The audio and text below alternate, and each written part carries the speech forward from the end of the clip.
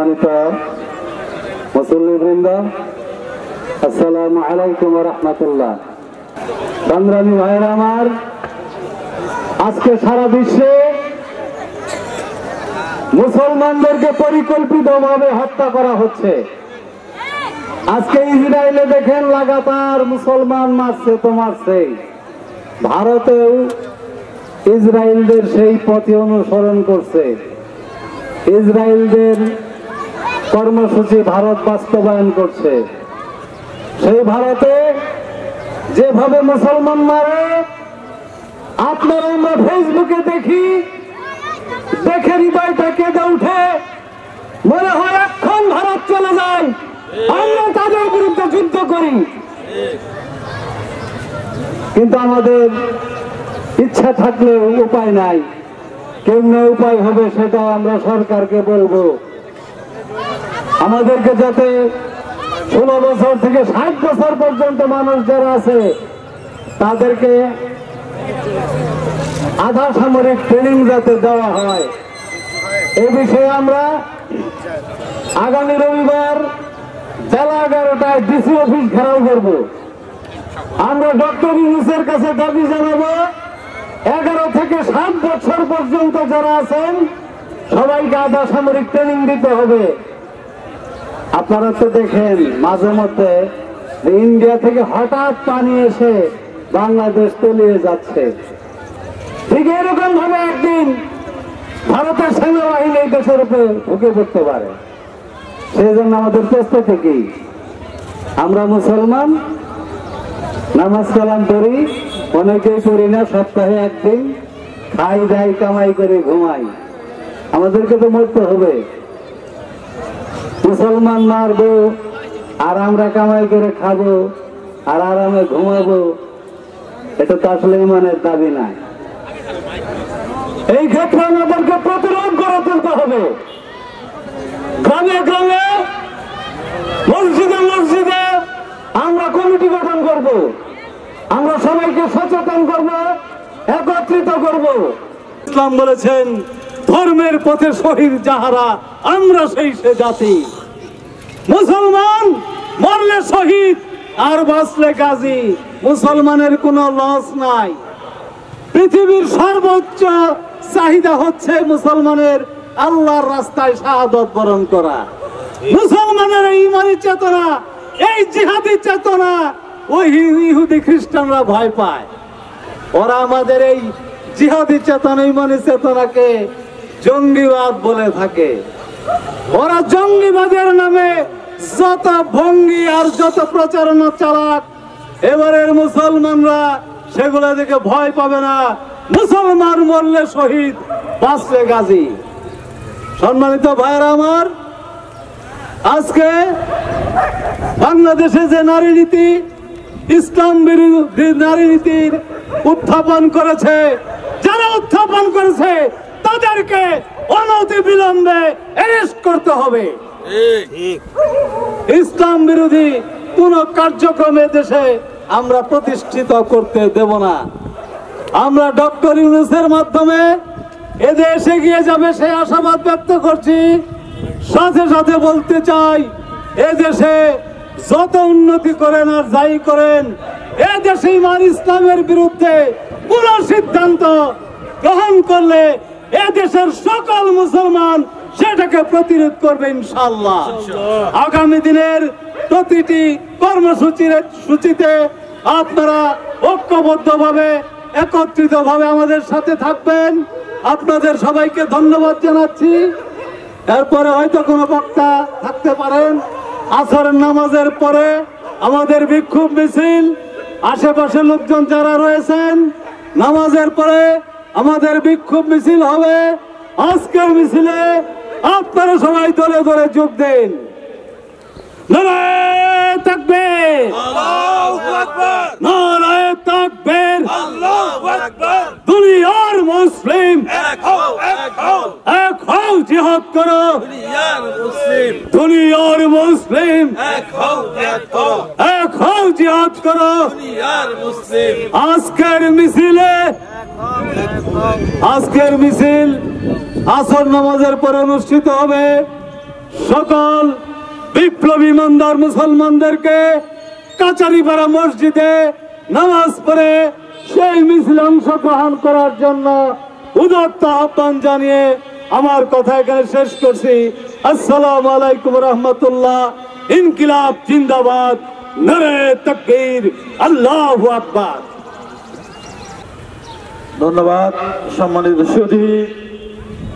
এই পর্যায়ে বক্তব্য রাখবেন মুফতি মোহাম্মদ ফজলুল হক জামালি। আসসালামু আলাইকুম ওয়া রাহমাতুল্লাহি ওয়া বারাকাতুহু।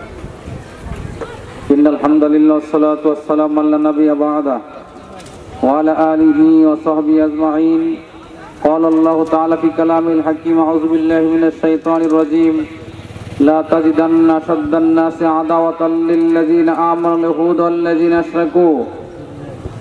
সচেতন নাগরিক ফোরাম কর্তৃক আয়োজিত আজকের এই বিক্ষোভ পূর্ব সমাবেশে সম্মানিত সভাপতি, আমন্ত্রিত অতিথিবৃন্দ এবং আয়োজক কমিটি সহ সম্মানিত তাওহীদি জনতা, যে বিক্ষোভ মিছিলের মূল বক্তব্য বিষয় হচ্ছে ইসরায়েল এবং ভারতে মুসলিম নিধন এবং বাংলাদেশের তথা কথিত নারীবাদীদের নারী সংস্কার কমিশনের রিপোর্টের বিরুদ্ধে এই আজকের বিক্ষোভ মিছিল সমাবেশ। সারা বিশ্বের মুসলমানদের উপরে যে অত্যাচার নির্যাতনের মধ্যে আমরা লক্ষ্য করছি, ফিলিস্তিন ইসরায়েলের আমরা ঘটনা জানলাম এবং ভারতের মুশরিকদের দ্বারা মুসলমানদের বাড়ি ঘর পোড়ানো, মুসলমানদের হত্যা করা। আল্লাহ রাব্বুল আলামিন কোরআনে কারিমে বিষয়টি তুলে ধরেছেন যে হে রাসূল, আপনি অবশ্যই পাবেন ইমানদারদের সবচেয়ে চরম শত্রু হচ্ছে লা তাজিদান্না আশাদ্দান নাসি আদাওয়াতাল লিল্লাযিনা লা আমানু ওয়াল ইয়াহুদ ওয়াল্লাযিনা আশরাকু। ইহুদি এবং মুশরিক যারা আছে, ইহুদি এবং মুশরিক তারা মুসলমানদের ইমানদার চরম শত্রু। এই কারণেই যখন ফিলিস্তিনে ইসরায়েল কর্তৃক আগ্রাসন এবং হত্যাযজ্ঞ চালিয়ে যাচ্ছিল, সেখানে সে ভারতের নরেন্দ্র মোদী গিয়ে সেখানে একটি সংহতি প্রকাশ করছে। এদের মধ্যে এমন একটা সম্পর্ক তৈরি হয়েছে, এই মুশরিক এবং ইহুদি দুই পক্ষ ওদের দেখা দেখি তারা ভারতের মধ্যেও মুসলমানদের নিপীড়ন নির্যাতন চালিয়েছে। 190 বছরের ইংরেজ শাসন ও নিবেশকালের আগে পুরা ভারতীয় মহাদেশকে মুসলমানরাই ফলে ফলে সুসজ্জিত করেছেন। ভারতের কুতুব মিনার থেকে শুরু করে খাসমহল, দেওয়ানে আম থেকে শুরু করে আগ্রা তাজমহল সহ পুরা ভারতবর্ষকে মুসলমানরা শাসন করছেন। কিন্তু মুসলমানরা যদি হিন্দুদের উপর অত্যাচার নির্যাতন জুলুম চালাতেন, তাহলে ভারতবর্ষে একটা হিন্দু থাকতো না। কিন্তু তারা প্রত্যেকে সুন্দরভাবে ইসলামের যে সৌন্দর্য তুলে ধরছেন, যে আল্লাহ রাব্বুল আলামিন প্রত্যেকটা মানুষকে তৈরি করেছেন মানুষ হিসেবে, যার যার অধিকার দিয়েছেন তার ধর্ম গ্রহণের। যার কারণে অমুসলিমদেরকে, হিন্দুদেরকে অত্যাচার করে কোন ধর্মান্তরিত করা হয় নাই, বরং ব্রাহ্মণ্যবাদের কারণে নিম্নবর্ণের হিন্দুরা অত্যাচারিত হয়ে মুসলমানদের সাম্য, ভ্রাতৃত্ববোধ, এদের যে মিল মহব্বত, একই কাতারে সবাই ধনী গরিব নামাজ আদায় করছে, এগুলি দেখে নিম্নবর্ণের অত্যাচারিত যারা হিন্দু ছিলেন, যাদেরকে মন্দিরে যাওয়া নিষেধ ছিল, পূজা দেওয়া নিষেধ ছিল, এরকম মানুষগুলি দলে দলে ইসলাম গ্রহণ করে তারা ইসলামের ছায়াতল আশ্রয় গ্রহণ করছে। 1947 সালে যখন ইংরেজরা দেশ থেকে চলে যায়, তখন এই দেশটাকে মনে করে গেছে কাশ্মীরকে পুরা মুসলমান, যেহেতু দ্বিজাতি তত্ত্বের ভিত্তিতে পাকিস্তান এবং হিন্দুস্তান দুটো রাষ্ট্র গঠিত হয়, এই হিসেবে এখানে উচিত ছিল মুসলমানদের নেতৃত্বে যে রাষ্ট্র কাঠামো গঠনের ক্ষেত্রে পূর্ব পাকিস্তান এবং পশ্চিম পাকিস্তান মাঝখানে বৃহৎ একটা অংশ ভারতকে রেখে তারা রাষ্ট্র প্রতিষ্ঠা করে, এবং আমাদের যে সীমারেখাগুলি মানচিত্রে দেখবেন কিভাবে একবারে জাঞ্জুরি কাটার মতো অবস্থা সিস্টেম করে দেয় নাই। এবং এই কাশ্মীরকে কি করছে, তারা দুই ভাগ করে অর্ধেক পাকিস্তান অর্ধেক ভারতের মধ্যে রেখে গেছে একটা মারামারি তৈরি করার জন্য, এবং এটা জিয়ে রাখছে তারা মাতাবরি করার জন্য ব্রিটিশরা কাজ করে গেছে। তো এখন দেখতে বলেন এই কেন্দ্র করে সেখানে ইসরায়েলে যখন ইসরায়েলে হত্যাযজ্ঞ চালাচ্ছে, রমজান মাসেও ভারতের মুসলমানদের উপরে নরেন্দ্র বিজয়ী পন্থী মন্ত্রী এবং তারা ব্যাপকভাবে অত্যাচার নির্যাতন জুলুম করছে মুসলমানদের উপরে। বাড়িঘর গরুর মাংস খাওয়ার অপরাধে মানুষকে হত্যা করা হয়েছে, কিন্তু অথচ তারা গরুর গোশত বাহিরে রপ্তানি করে, গরুর গোশত নিজেরা খায় না, এবং মিডল ইস্টে সহ সব জায়গায় লাহামে জামুস মহিষের মাংসের নামে ট্রেড লাইসেন্স দিয়ে, সার্টিফিকেট লাইসেন্স দিয়ে তারা। বিসমিল্লাহির রহমানির রহিম।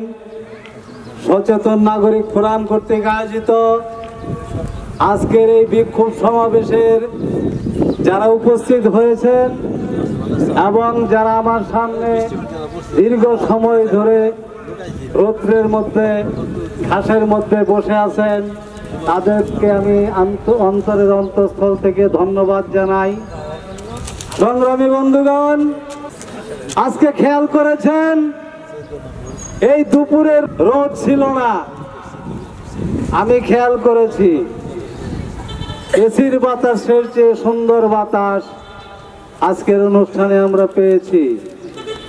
বৃষ্টির ফোঁটা পড়েছিল, দোয়া করেছিলাম বৃষ্টি হবে না, আল্লাহ রহমত বৃষ্টি নামেনি।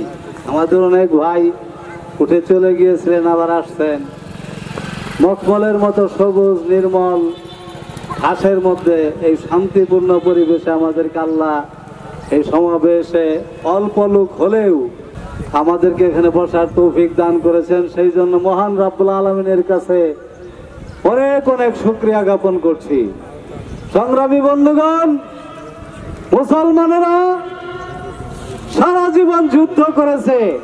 আমাদের বক্তারা বলেছেন যে 27টিরও বেশি যুদ্ধে আল্লাহর নবী সেনাপতি ছিলেন এবং 35টারও উপরে যুদ্ধে অংশগ্রহণ করেছেন আমাদের নবী, শান্তির নবী হযরত মুহাম্মদ সাল্লাল্লাহু আলাইহি সাল্লাম। আর আমাদের জীবনে যুদ্ধ আসে না, কারণ আমরা নবীর সুন্নত অনুসরণ করি না, আংশিকভাবে ইসলাম মানি। সবাইকে আহ্বান করছি, আমরা আমাদের নবীর আদর্শ কোরআন হাদিস এগুলো পড়ি, গবেষণা করি এবং এটাকে অনুসরণ করি। আপনারা খেয়াল করেছেন এই দীর্ঘদিন যাবৎ এই ইসরায়েলের জঙ্গিরা আমাদের সাধারণ শান্তিপ্রিয় ফিলিস্তিনের মুসলমানদেরকে একের পর এক হত্যা করে তাদের জায়গা জমি দখল করছে।